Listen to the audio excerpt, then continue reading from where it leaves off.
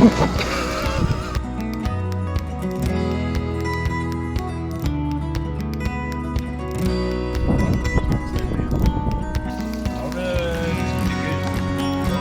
da!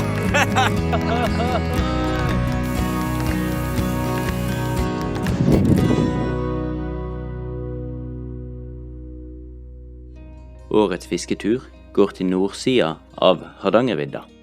Sør for Nordmannslågen har vi hørt rykter om noen gode fiskevann. Dette er et område vi lenge har hatt lyst til å besøke. I år har vi med oss barndomskompis Roald. Roald er kjent for å være glad i utstyr, så vi er veldig spent på hva slags nyttig og mindre nyttig utstyr han kommer til å dra opp av sekken. Smeller det? Første etappe tar oss fra parkeringen på Tinnhølen via Langavatnet til Sandhaug. Her pakker vi båtene og ror mot Sønstebyøyene.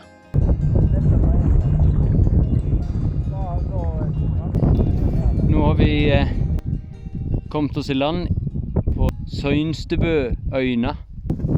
Klokka er blitt 10:07. Vi setter opp teltet og forter oss å lage mat. Naturen er fantastisk, men det er ikke det vi sitter og tenker på mens vi spiser. Nordmannslågen er kjent for stor fisk. I tillegg ligger det mye prestisje i å få den første fisken. Så selv om vi er slitne, begir vi oss ut for å fiske. Kjell Håkon er først i gang, og allerede på tredje kastet skjer det. Har du fisk? Oi, oi, oi! Å, se den da! Oi, oi, oi, oi, oi!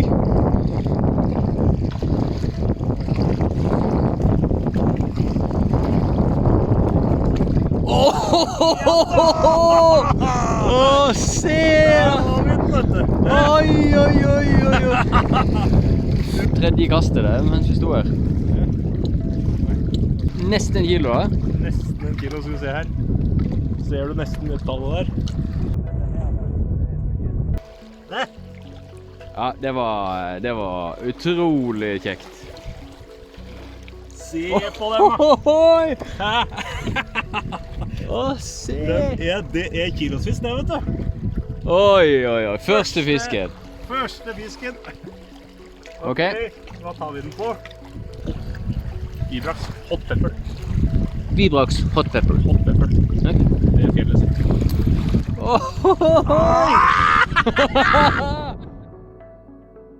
Det blir ikke mer fisk denne kvelden, men det her lover veldig godt for resten av turen. Johoi der borte i teltet. Oi, oi, oi. Se her da. Ja, og så har vi på, og skal vi prøve litt sånn wasabi, laksekrydder med litt wasabi. Oi. Nei, nå. Nå leverer vi. Oi, oi, oi, oi.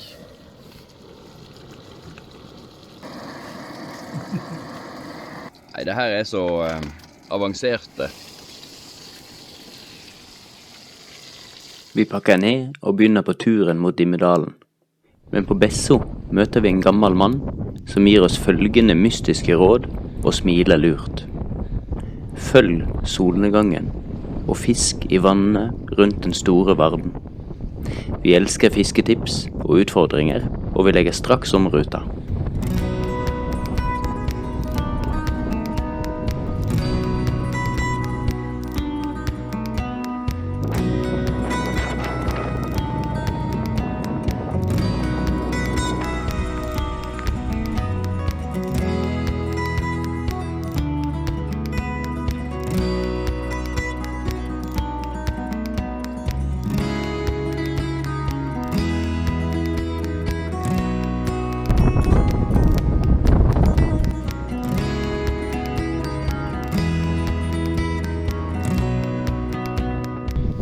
Vi nærmer oss der vi skal slå camp. Så langt så har Kjell Håkon 3 fisk. Jeg har 1 fisk. Og Roald 0 fisk.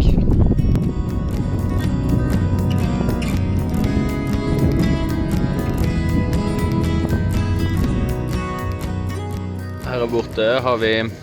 Ja, her lager vi risotto. Risotto. Høye forventninger nå, altså.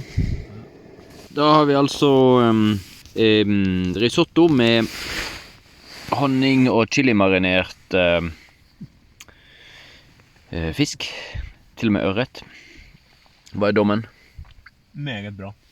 Ekstremt. Fantastisk. Nå er publikum ganske lett å...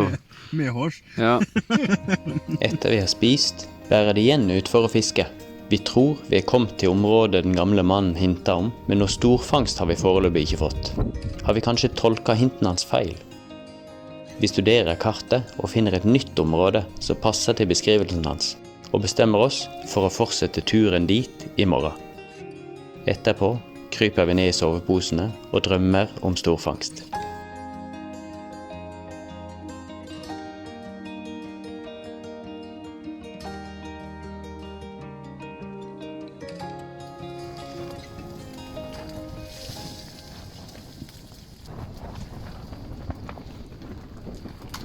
Ja, det blåser litt, Roald.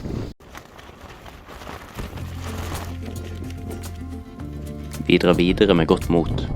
Det blåser, men været holder seg. Og ganske snart skal vi oppdage at det her kommer til å bli en veldig spesiell dag. Allerede på første vannet vi kommer til, biter fisken med en gang.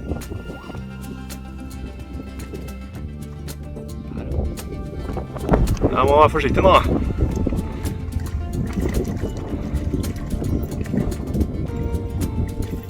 Ja da! Se det nå!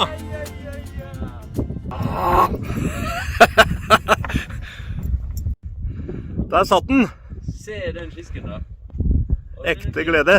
Hva var det tok den på? Tårere. Spinner. Ja, sånn en vidraks. Ja.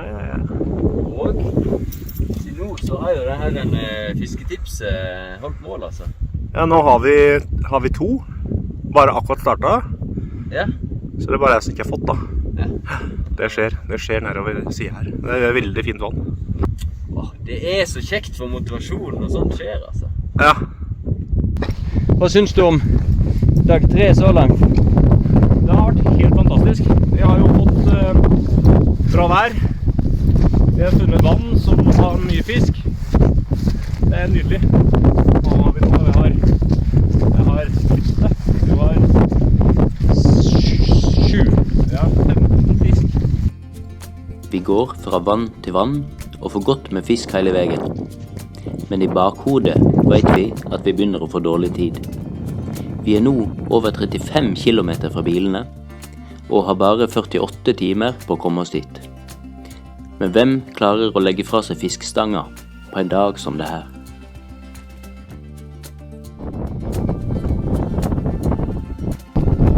Ordentlig fjellvann. 14,8 var det. Har du troa? Har du på nå? Ja, det var en. Oi. Har du på en til? Ja, nå vet jeg jammen på første gang. Å, den er fin! Å, se den da! Ja da! Oi! Å, flott! Sjekk, den er fin da! Hva fikk du den på? Den fangte Martin. Den har vært veldig bra.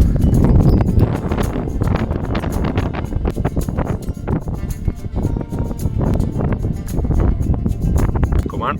Ja da!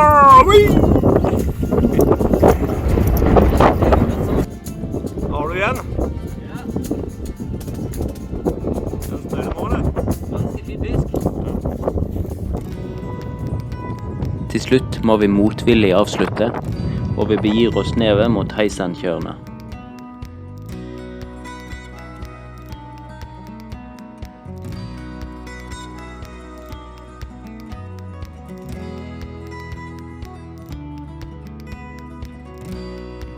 Her finner vi en fantastisk plass å slå leir, og tar oss endelig tid til å studere det største vi har fått av dagens fangst. Hva syns du om dagens fangst, Roald? Så var det ganske akseptabel.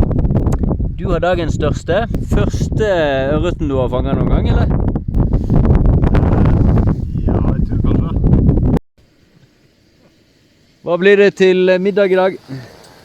Vi har ørret, Hanne, også i dag med chili og honning.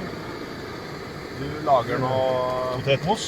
Potetmos, ja. Og så har jeg en plan om å lage en raff liten saus av kokt ut smør.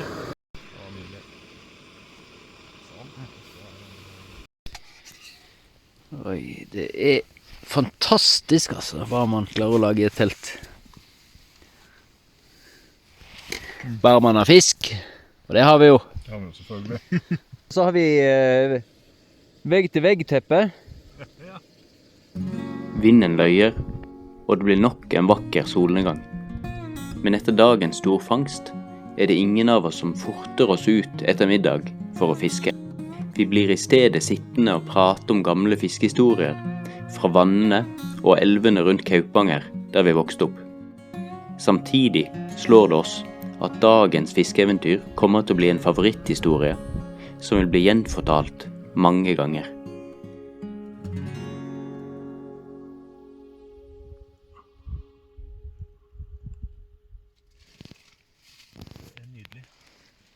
Været er helt vindstille. Vi hørte det plaska av storfisk som vaka rett bak teltet i går. Så nå skal vi se om vi får tak i noen av dem. Kjøkkenet er åpent. Du, nå er det frokost. Da er kokken i gang. Å, se på det, ja. Er det sånn ego-bacon, eller går det an?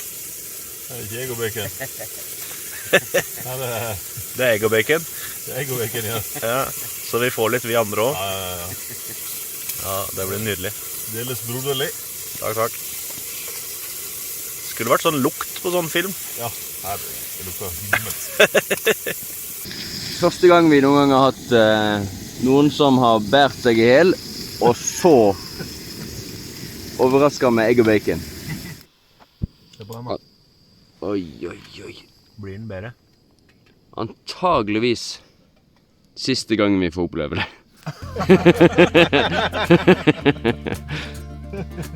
Det er på tide å fortsette nordover. Etter å ha gjort noen halvhjerta forsøk på å slå Kjell Håkon sin fiskerekord, pakker vi ned og padler igjen over Nordmannslågen. Selv om padleturen er en transportetappe, klarer vi ikke å la være å dorge på vei over. Vi har aldri hatt veldig godt hell med denne type fiske, men håpet er, som man sier, det siste som forsvinner. Og i år har vi noen nye triks vi skal prøve ut.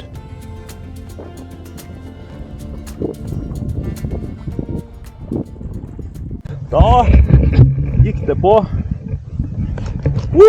en skikkelig kubbe. Sekk den. Nydelig ørret. Sikkert 800 gram kanskje.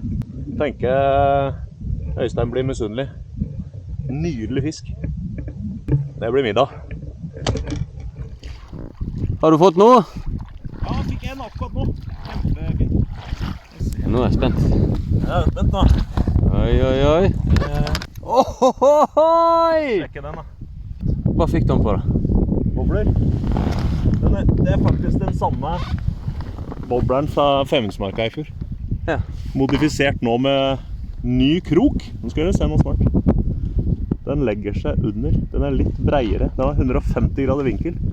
Så det er en wobblerkrok. Så ingen krok bak? Ingen krok bak. Og så den der så legger seg litt ut. Så hvis man da vrir den fra toppen, så ser man at den stikker litt mer ut fra sidene.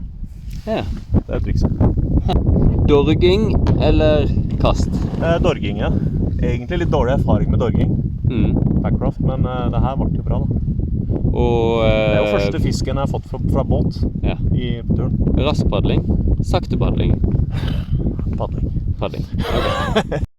Ja, da er vi over Nordmannslågen. Ja. Se den blanke fisken. Oi. Nesten ut som en laks. Ja. Fantastisk. Så det blir dagens middag, tror jeg. Ja. Igjen har Kjell Håkon levert, og vi to andre noterer oss wobbler med modifisert krok på neste års handleliste. Selv om vi er slitne, bestemmer vi oss for å ta omveien om Blytsbu, for å teste fiske i elva Snero. Se den flotte elva. Og nå har jeg gått tom for mak. Det er nesten krise. Utrolig flott natur. Ja, Roald, nå har vi rodd 7 i svak motvind. Gått 11, snart 12 kilometer. Sliten? Ja, nå er det sliten. Nå ser vi tunnelen rett her nede. Så ser vi Kjell Håkon sporhunden der fremme. Er han litt ålreit, så deler han fisken sin også.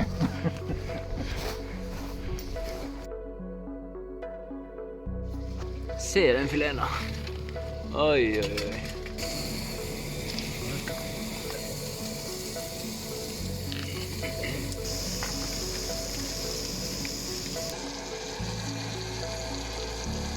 Ørret med potetmos og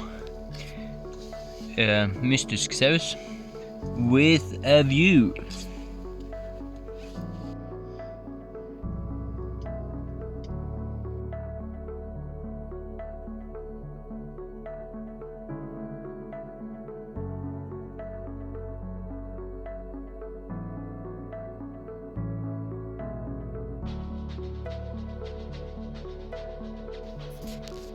Det er det siste morgen. Litt ruskete stemme. Kjell Håkon har allerede vært og testet fiskelykken. Se for et vær, og for en natur. De har altså vært så utrolig heldige med været. Så 10 minutter etter jeg sto opp og filmet sol, så fikk vi litt tåke.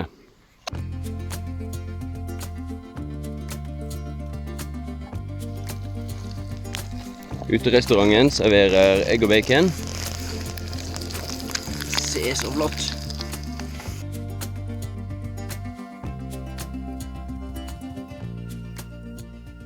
Da er det slukoppsummering. Og her er alle slukene vi har fått fisk på i år. Kjell Håkon, vil du fortelle litt? Jeg kan jo starte. Den gule der, Vibrax, den heter Hot Pepper. Men vi lærte at den heter Gulstøggen. Noen hyggelige folk ved Besso. Den fikk jeg først. Så gikk vi til noe mindre vann, og den er en av mine favoritter. Fikk jeg flere på. Det er en droppen kobberrød. Og det her er en Panter Martin med da denne kobberrød, og så har den rød kropp og gule prikker. Den fikk vi mye fisk på. Og så til slutt så dorging ut igjen fra Nordmannslågen. Fikk jeg på den wobbleren, den Rapala Countdown Elite. Jeg husker ikke fargekoden. Den er satt på da sånn ny krok under, tatt av den bak. Og så har den en spesial wobblerkrok under der. Og Roald, du fikk på... Fikk på den her. Lille ørnen, 12 gram. Og så fikk jeg Vibrax, kobber og rød. Og når den sluttet å fungere, så byttet jeg til grønn, fikk ingenting. Byttet til lilla, fikk ingenting. Prøvde litt forskjellig. Og så byttet jeg til den. Det er da blank med svart og gule prikker. Da beit det på mange igjen. Det er også en Vibrax. Ja.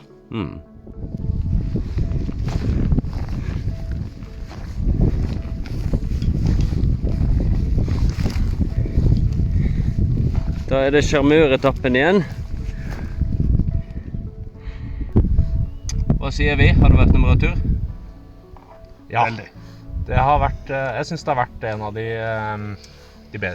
beste turene så langt. Flott vær, masse fisk, fantastisk natur, godt selskap. Vi har lært litt denne gangen også. Ja, alle sammen, tror jeg. Noen mer enn andre, tror jeg. Ja, men vi plukker opp. Hva har topptipsene vært? Myggfjerner? Myggfjerner har vært tidenes suksess. Ja, sluktipset ditt. Sluktips. Og så... Kanskje et ørlite kritisk blikk på pakking. Pakking, viktig. For oss jomfruer. Ja, hvor viktig er vekt? Ja, vekt var litt viktigere. Når man skal gå langt. Ta kritikk. Vi får takke for fisketips, det slo an. Ja, veldig. Stor suksess. Veldig. Ja. Det er et godt råd. Lytt til folk man møter i fjellet. Ja. For det første er de veldig hyggelige, og for det andre har de gode tips. Så ses vi om et år.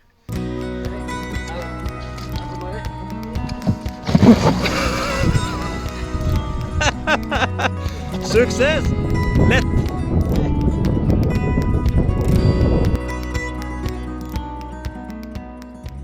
Det har vært en av de aller beste turene våre, og i en verden i stadig endring er det fint å ha dette faste holdepunktet.